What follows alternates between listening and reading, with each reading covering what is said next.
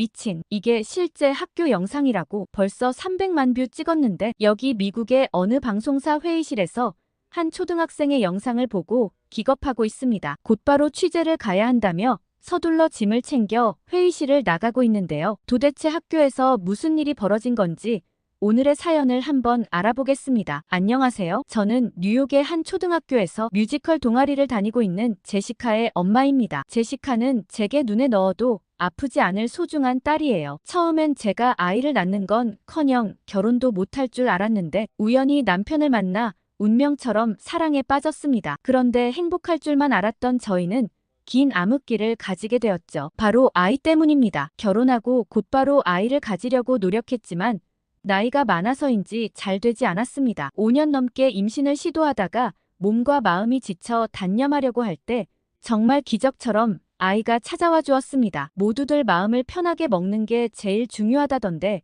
정말 그런 것 같았어요. 그런데 제시카는 어릴 때부터 입이 너무 짧아 식사 시간만 되면 전쟁이었습니다. 한창 성장할 나이에 골고루 잘 먹어야 튼튼하게 자랄 텐데 가리는 음식이 정말 많았습니다.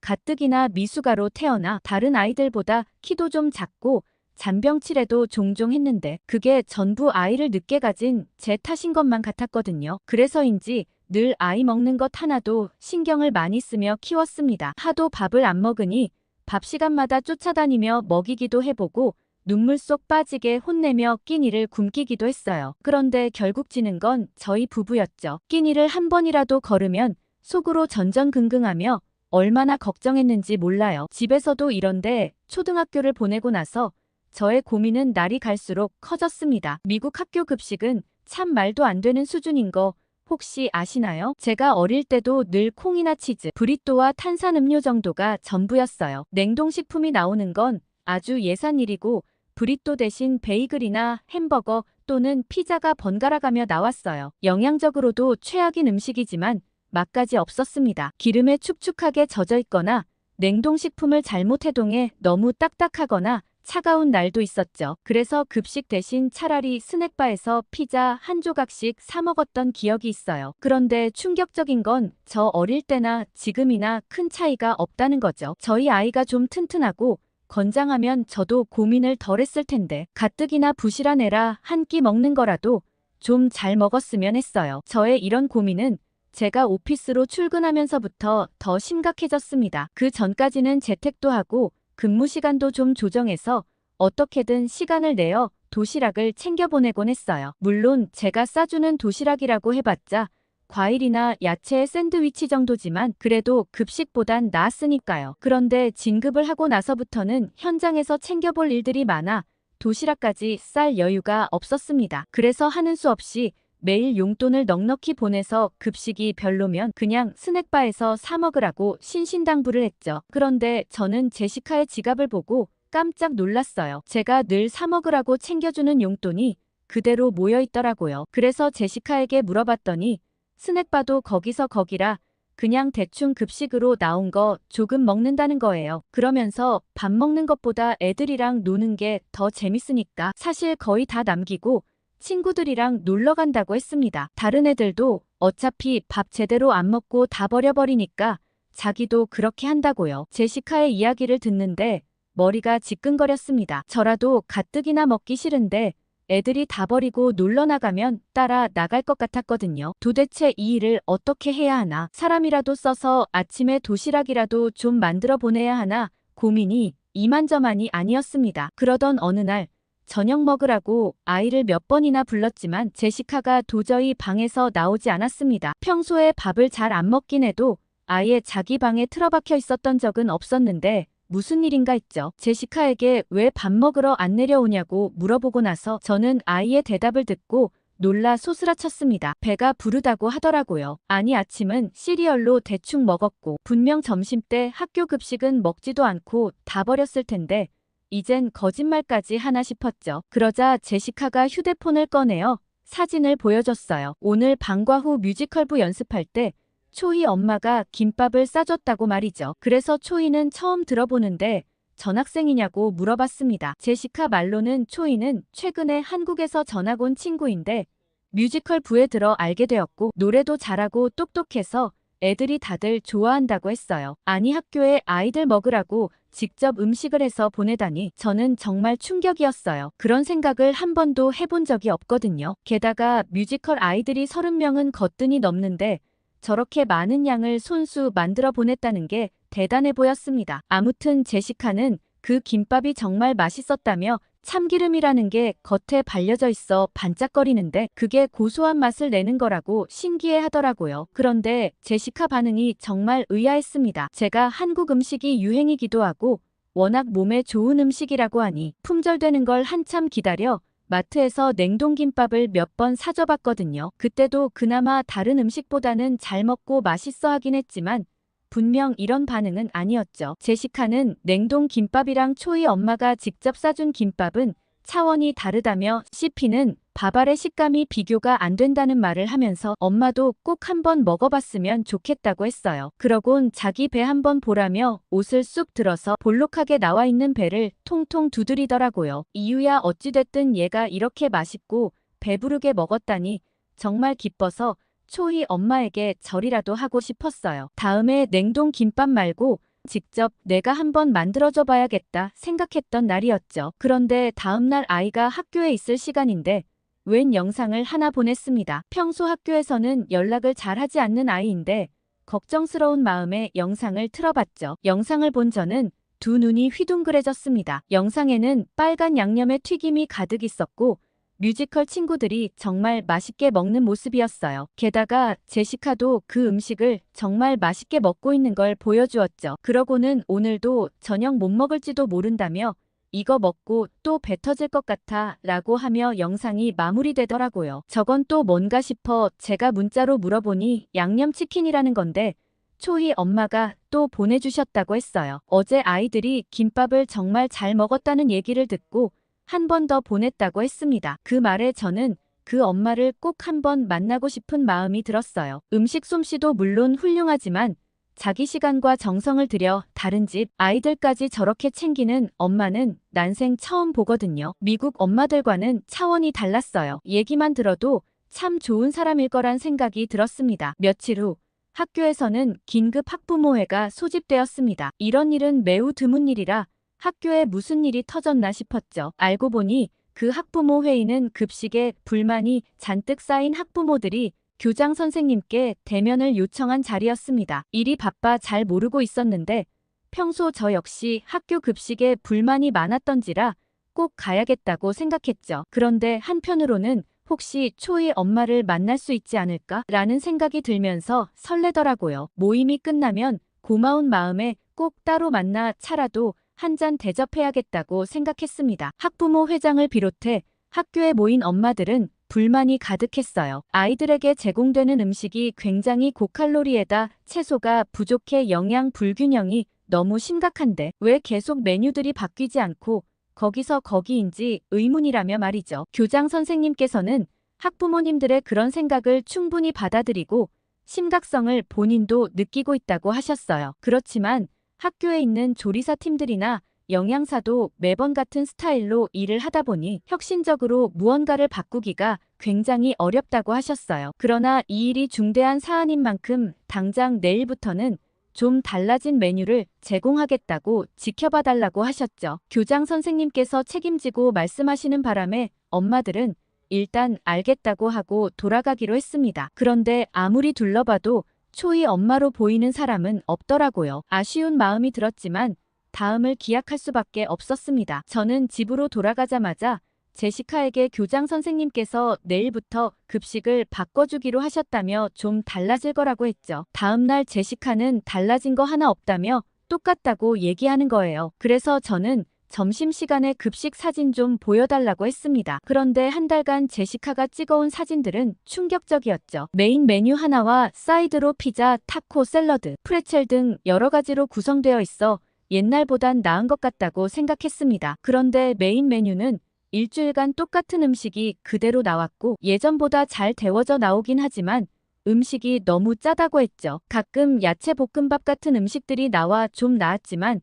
전반적으로 달라진 건 없다고 느껴졌습니다. 다른 학부모들 생각도 저와 비슷했죠. 며칠 지나지 않아 학부모 커뮤니티에 누군가 익명으로 글을 올렸습니다. 초희 어머니께 의견을 한번 물어보면 어떻겠냐는 내용이었죠. 초희와 함께 방과 후 뮤지컬부를 보내고 있는 엄마인데 예전에 초희 엄마가 챙겨준 김밥과 양념치킨을 아이가 정말 좋아해서 한식을 해줘야겠다며 유튜브로 찾아봤다고 했죠. 그러다 우연히 한국 급식에 대해 알게 됐고 정말 충격적이었다고요. 그래서 초희 어머니만 괜찮으시다면 한번 한국 급식 시스템을 학교에 소개해주고 김밥과 양념치킨 같은 한식 메뉴들을 추가하면 좋겠다고 말이죠. 저는 초희 엄마에게 관심을 가지고 있는 게 나뿐만이 아니었구나 생각하며 반가운 마음에 그때 그 음식들을 편식 심한 우리 딸도 정말 잘 먹었다며 감사한 마음을 가지고 있다고 댓글을 달았습니다. 그런데 초희 어머니도 그 글을 읽으셨는지 며칠 뒤 학교 급식 관련 두 번째 회의가 열렸어요. 초희 어머니께서는 아이들 학교에 간식을 싸보내는 건 한국에선 의례하는 일인데 이렇게 좋게 생각해 주실 줄은 생각도 못했다고 하시며 겸손하게 웃으셨어요. 그리고 초희 어머니는 아이가 한식을 워낙 좋아해 꾸준히 한식으로 도시락을 싸주고 있었대요. 그래서 대충 아이에게 급식이 맛없다는 얘기를 듣긴 했지만 이 정도로 심각한 수준인 줄은 몰랐다고 하시더라고요. 그러시며 한국 급식 시스템을 소개해 주시는데 저는 정말 놀라 나자빠질 뻔했습니다. 도대체 미국보다 한참 뒤떨어지는 한국에서 어떻게 저런 시스템이 가능한 건지 믿기질 않더라고요. 초희 엄마의 한국 급식 이야기에 모두들 숨을 죽이고 집중해서 들었습니다. 한국은 학교에서 휴대폰 어플을 사용해 누구든 매일 나오는 급식 사진을 받아볼 수 있어요. 그리고 한 달 전 미리 식단표가 나가는데 거기엔 학생들의 알러지까지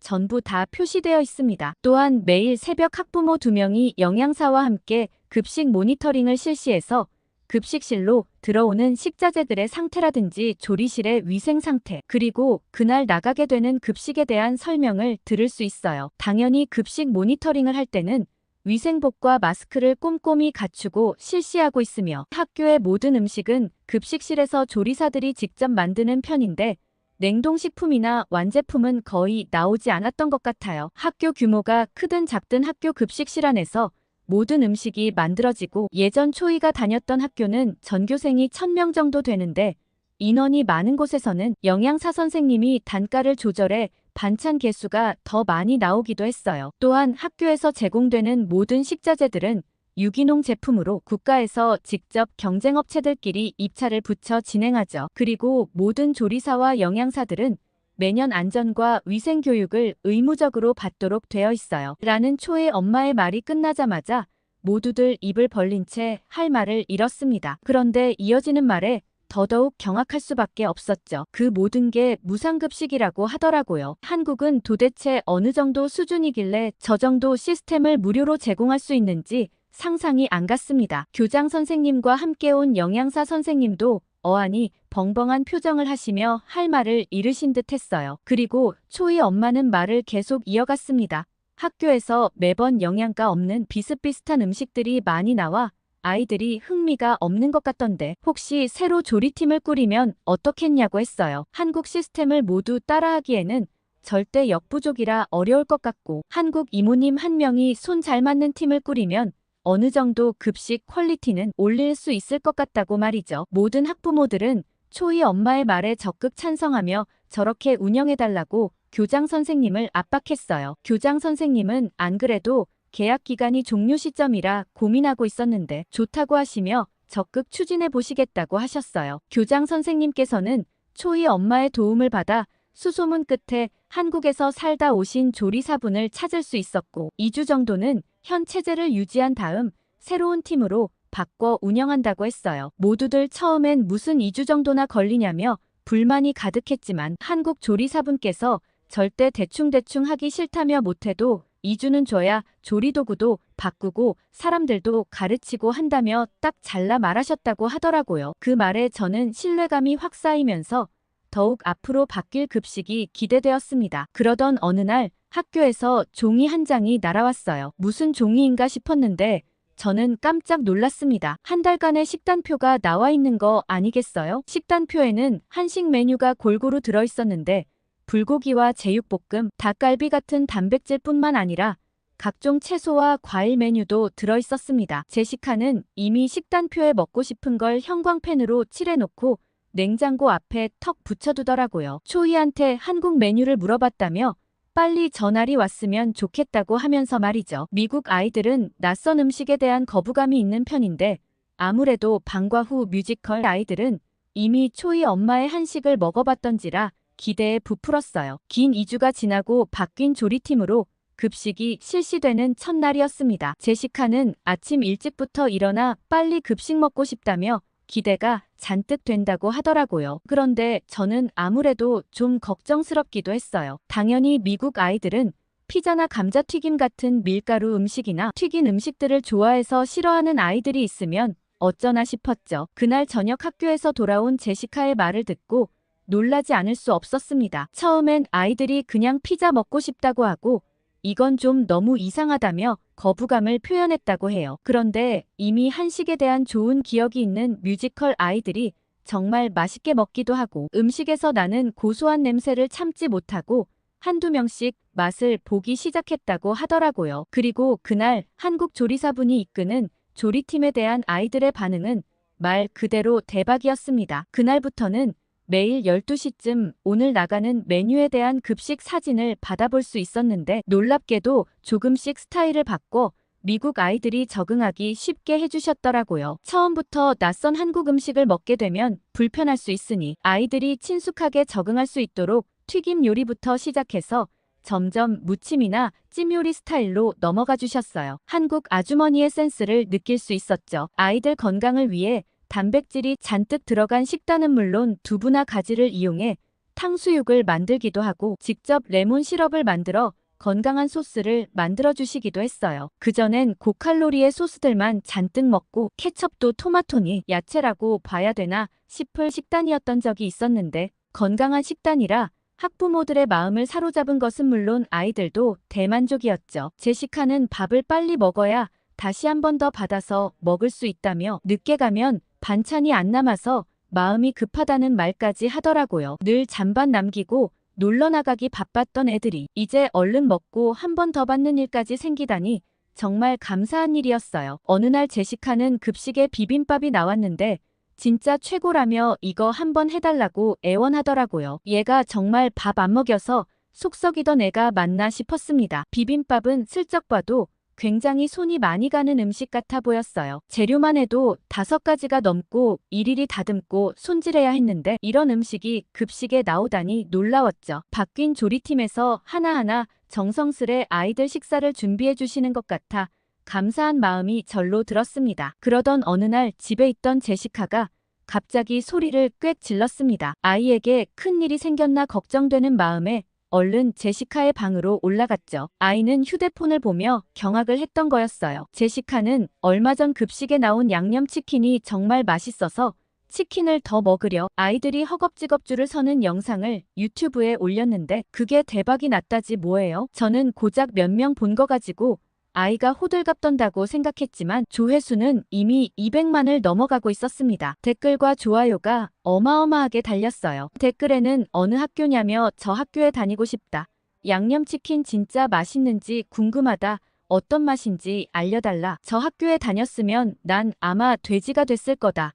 우리 아이 학교도 이렇게 해주면 좋겠다 등등 제시카의 또래 아이들부터 어른들까지 한국식 급식에 감탄하고 있었습니다. 그러다 조회수가 300만을 찍었을 때 제시카 메일로 공영방송사에서 연락이 왔습니다. 영상을 정말 잘 봤다며 학교로 취재를 갈 수 있겠냐는 내용이었죠. 저는 정말 자랑스러운 마음이 들기도 하고 기쁜 마음에 교장 선생님께 알려드렸더니 교장 선생님께서는 흔쾌히 허락하셨어요. 사실 한국식 스타일로 바꾸고 나서 좋은 점이 굉장히 많았거든요. 처음엔 제한적인 메뉴만 한식으로 도입하기로 했지만 이제 오히려 햄버거나 파스타가 나오는 날이 더 드물어요. 학교 구성원 모두 한식을 더 좋아하기 때문이죠. 게다가 음식이 달라지고 나서부터 아이들이 눈에 띄게 변했습니다. 건강한 식단으로 바꾸고 나서부터 오후 수업의 집중력이 눈에 띄게 좋아졌다는 선생님들의 감탄과 더불어 과체중이나 비만이었던 아이들의 몸무게도 조금씩 줄어들고 있었거든요. 방송사에서는 제시카와 저를 인터뷰하고 달라진 급식에 대한 반응들을 촬영해 갔습니다. 그러고 초이와 초희 엄마도 같이 인터뷰를 했죠. 저는 초희 엄마에게 이 모든 게 다 초희 엄마 덕분이라며 정말 고맙다는 말을 전했어요. 덕분에 우리 학교 아이들이 모두 맛있고 건강한 식단을 먹을 수 있게 되었다고 말이죠. 그리고 언제 한번 맛있는 김밥과 양념치킨 만드는 방법을 알려줄 수 있겠냐고 물어봤어요. 제가 유튜브로 아무리 따라해도 초이 엄마 맛이 안 난다며 늘 제시카에게 퇴짜를 맞았거든요. 초이 엄마는 유쾌하게 웃으시며 언제든지 가능하다고 하시며 편하게 연락달라고 했습니다. 그 이후로는 제시카가 해달라고 하는 음식들을 집에서 만들어주기도 하고 저희 집 저녁 시간은 늘 웃음꽃이 피었습니다. 예전 같았으면 상상할 수도 없는 일이었죠. 그러던 어느 날 남편이 이번 휴가에 한번 한국에 직접 가서 한식도 먹어보고 여행하는 거 어떨까 제안했어요. 저는 왜 그 생각을 못했나 싶어 정말 좋은 생각이라며 찬성했고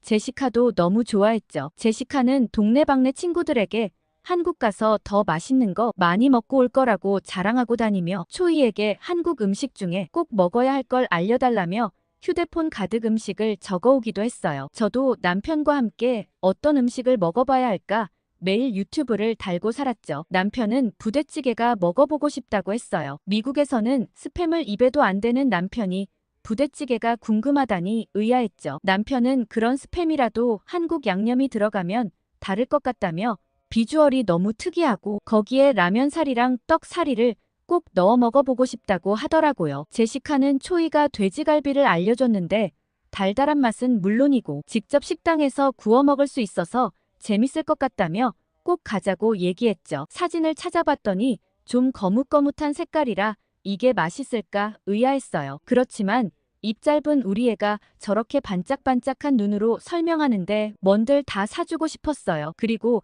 저는 쌈밥을 한번 먹어보고 싶었습니다. 초이 엄마에게 한식을 배우기도 하고 제시카가 급식에서 맛있어한 음식들을 검색해보면서 쌈밥을 알게 되었거든요. 야채를 굉장히 많이 먹을 수 있을 것 같아서 건강과 다이어트를 둘 다 챙길 수 있는 음식인 듯 했죠. 한국 사람들은 김밥이든 쌈밥이든 밥을 어디에 싸먹는 걸 굉장히 좋아하는 것 같다는 생각도 했습니다. 잔뜩 기대에 부풀어 떠난 한국 여행은 어땠을 것 같나요? 그야말로 환상적이었습니다. 놀라움의 연속이었죠. 남편과 부대찌개를 먹을 땐 언제 알아봤는지 음식을 기다리며 이 음식에 대한 설명을 막 해주더라고요. 부대찌개는 한국 전쟁이 끝나고 단백질을 많이 섭취하기 위해 미군 부대 식당에서 소시지와 베이크빈을 넣어 만든 음식이라고 했어요. 그나저나 한국 전쟁을 치른 지 불과 100년도 안 된 나라가 이렇게나 많이 발전했다니 놀라웠죠. 아무튼 남편이 기대했던 부대찌개는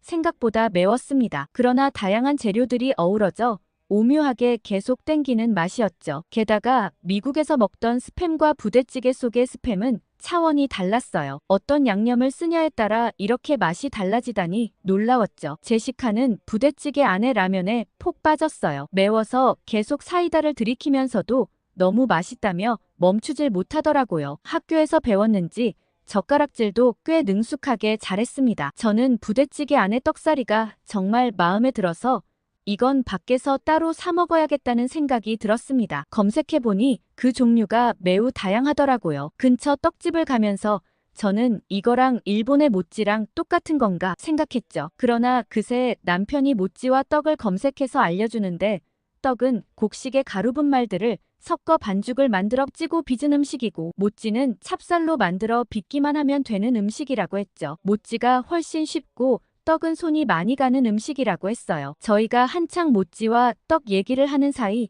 제시카가 사라졌어요. 주위를 둘러봤더니 벌써 떡집으로 가 떡을 고르고 있더라고요. 부대찌개 사리에 떡만 봤는데 형형색색의 다양한 떡들이 정말 많았습니다. 모두 먹음직스러워 보여 한참을 골랐죠. 주인 아주머니께서 어떻게 알고 떡집에 왔냐며 저희에게 입맛에 맞을 만한 떡들을 추천해 주셨습니다. 그리고 서비스라며 음료수를 하나 주시더라고요. 저희는 음료수를 한 입 먹고 두 눈이 번쩍 떠졌어요. 아주머니께선 식혜라고 하셨는데 달달하고 시원하니 정말 맛있더라고요. 한국 사람들은 어쩜 쌀 하나로 떡도 만들고 음료수도 만들고 아이디어가 기발하다고 생각했습니다. 그러니 아주머니께서 술도 만들 수 있다며 덧붙이셨어요. 막걸리라는 걸 꼭 한번 먹어보라고 하셨죠. 저는 정많은 아주머니 덕에 식혜도 먹고 막걸리에 대한 정보도 얻고 기분 좋게 떡집을 나섰습니다. 그리고 그날 저녁은 갈비를 먹으러 갔죠. 식당에서 점원이 저희를 안내하는데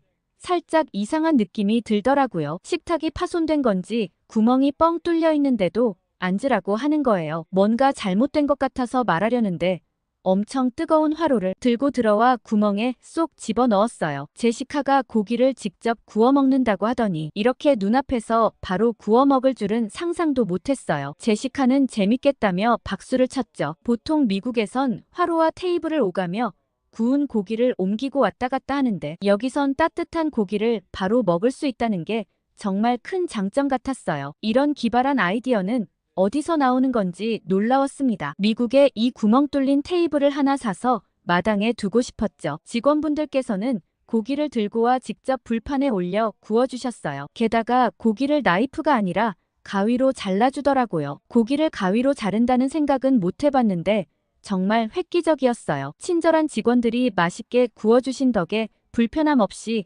고기를 먹을 수 있었습니다. 한국 갈비의 맛은 그야말로 기가 막히더라고요. 색이 거뭇해서 이상하다는 건 완전 저의 편견이었어요. 이제 보니 오히려 먹음직스럽고 달달해 보였습니다. 미국에선 주로 고기를 구운 다음 양념을 발라 먹거나 찍어 먹는 편인데 이런 식으로 양념을 먼저 하고 불판에 굽는 것도 참 맛있다는 생각을 했습니다. 그리고 한국 올 때 이미 충분한 검색을 통해 알고 있었지만 보고도 또 직접 겪으니 믿기지 않는 게 하나 있었죠. 바로 한국 사이드 반찬이었어요. 여러 반찬들을 제공한다는 걸 알고 있었지만 이렇게 훌륭한 퀄리티의 음식들이 나올 줄은 몰랐어요. 잡채와 김치에 감자 샐러드까지 하나하나 다 맛있어서 감탄했습니다. 갑자기 남편이 자기가 먹고 싶어한 쌈밥이 여기에 있다며 상추를 들고 흔들었어요. 딱 제가 봤던 비주얼인데 고깃집에서도 쌈밥을 먹을 수 있었더라고요. 직원은 셀프바에 가시면 더 많은 야채가 있다고 마음껏 가져가라고 하셨습니다. 과연 한국 인심은